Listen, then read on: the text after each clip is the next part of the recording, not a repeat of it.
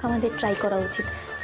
যেমন ধরুন শাড়ি, ওই শান্তিপুরের তাঁত, সাউথ ইন্ডিয়ার সিল্ক, বা ধরে নিন কাঞ্জিভারাম, অথবা বেনারসের বেনারসি। বাংলাদেশের মুসলিমও কেন আমরা বাদ দেবো বলুন? বাট ম্যাম, এই পোশাকগুলোই তো। আমি জানি এই পোশাকগুলো আধুনিক নয়, কিন্তু ভারতীয় তো বটে।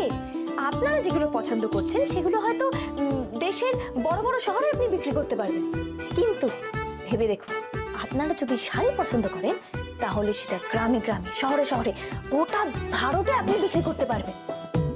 আপনারা বোধহয় ভুলে যাচ্ছেন যে ভারতের 70% পপুলেশন কিন্তু গ্রামীণ।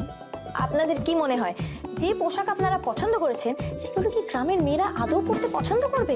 তাদের শাড়ি ছেড়ে কোনটার দেখুন হাত নেই, কোনটার পা নেই, কোনটার গলা নেই, কোনটার তো কিছুই দেখতে পাচ্ছি না। ছি ছি ছি ছি, এগুলো ওরা কোনোদিনও পরবে না। তাহলে ভেবে দেখুন, 80% লোকেদের কাছে পৌঁছানোর যদি আপনারা চেষ্টা করেন তাহলে অন্তত 20% লোক তো কিনবে। ঠিক বলেছি তো? ইমপ্রেসিভ।